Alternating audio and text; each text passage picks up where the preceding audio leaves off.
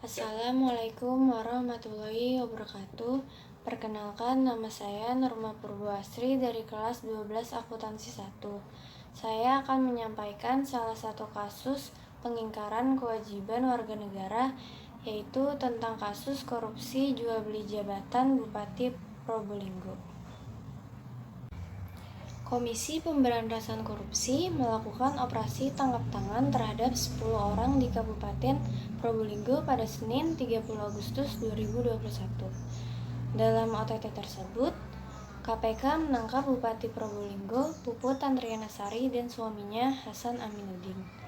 Hasan merupakan wakil ketua Komisi 4 DPR dari fraksi Partai Nasdem. KPK mengamankan barang bukti uang senilai Rp326.500.000. Mereka diduga terlibat dalam kasus suap terkait jual beli jabatan di pemerintah Kabupaten Probolinggo pada tahun 2019. KPK resmi menetapkan 22 tersangka dalam operasi tangkap tangan atau OTT di Kabupaten Probolinggo, Jawa Tengah.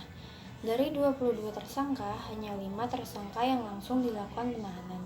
5-nya yakni Bupati Probolinggo, Puput Tantrianasari bersama suaminya Hasan Aminuddin, kemudian Dodi Kurniawan, ASN Camat Krejengan, Muhammad Ridwan, ASN Camat Paiton, dan Sumarto, ASN Pejabat Kadis Karangrang. Kenapa 5 orang yang baru ditahan? Berdasarkan pernyataan Ali Fikri, juru bicara KPK, menyebutkan kelima orang ini ditahan karena langsung ditangkap pada saat OTT, sedangkan 17 nama lainnya ditetapkan sebagai tersangka karena diduga tercantum dalam dokumen yang dibawa oleh sejumlah tersangka sebagai pemberi suap terkait kasus jual beli jabatan. Dalam hal ini adalah kepala desa di Kabupaten Probolinggo. Alexander Mawarta mengatakan dari 22 orang tersangka ini, sebanyak 18 orang merupakan pemberi suap. Sementara itu, 4 orang lainnya adalah penerima suap. Mereka adalah Puput Tantriana, Hasan Aminuddin, Dodi Kurniawan, dan Muhammad Ridwan. Alexander mengatakan para calon kepala desa ini harus membayar 20 juta agar bisa mengisi posisi yang kosong. Uang diduga diserahkan kepada Hasan lewat Dodi dan Ridwan.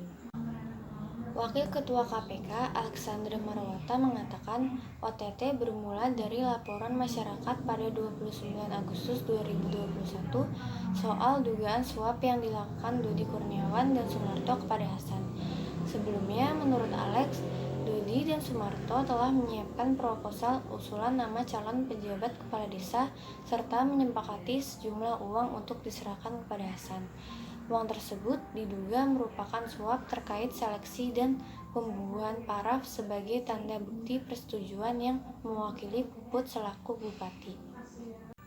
Atas perbuatannya, para tersangka yang diduga sebagai pemberi suap disangkakan melanggar Pasal 5 Ayat 1 huruf A atau Pasal 5 Ayat 1 huruf B atau Pasal 13 Undang-Undang Nomor 31 Tahun 1999